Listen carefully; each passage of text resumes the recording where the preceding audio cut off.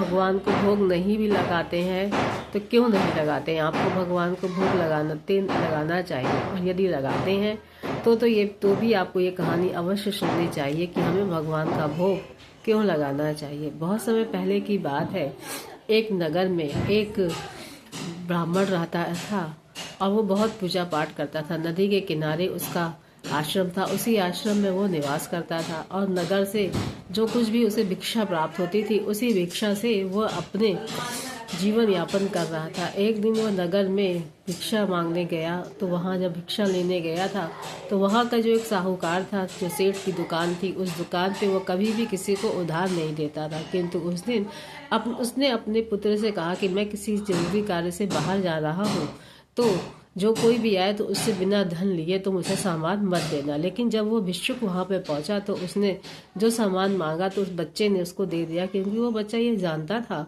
कि ये जो भिक्षुक है ये नदी के किनारे रहते हैं और ये समाज सेवा में लगा रहता है।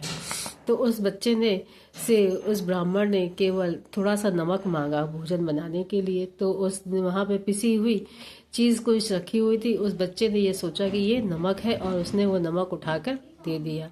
जब थोड़ी देर बाद उसका पिता वहाँ पे आया तो उस पिता ने उसके साहूकार ने उससे पूछा कि क्या तुमने कोई बिक्री करी है? तो उसने कहा नहीं, अभी तक तो कोई नहीं आया, केवल वो नदी के किनारे रहने वाले वो भिक्षुक आए थे, उन्होंने मुझसे नमक मांगा था तो मैंने उनको नमक निकाल के दे दिया। जब उसने वो डब्बा उठा के देखा तो उसमें देखा कि वो नमक ना होकर जहर था। वो तुरंत भागता भागता नदी के किनारे गया उन ब्राह्मण को मना करने के लिए, लेकिन तब तक तो वो भोग बना के प्रभु को चढ़ा भी चुका था।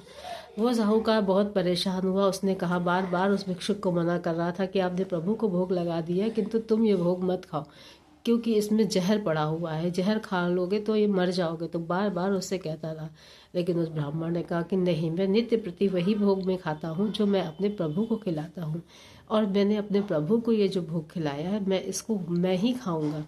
तुम परेशान ना हो, ये जो प्रभु हैं हमारे, ये सब कुछ देख रहे हैं, इनको सब कुछ पता है, ये लीलाधर है, इन्हें सब कुछ पता है, इनके लिए तुम परेशान ना हो, तुम घर जाओ, मैंने जो भोग लगाया है मैं वही खाऊंगा।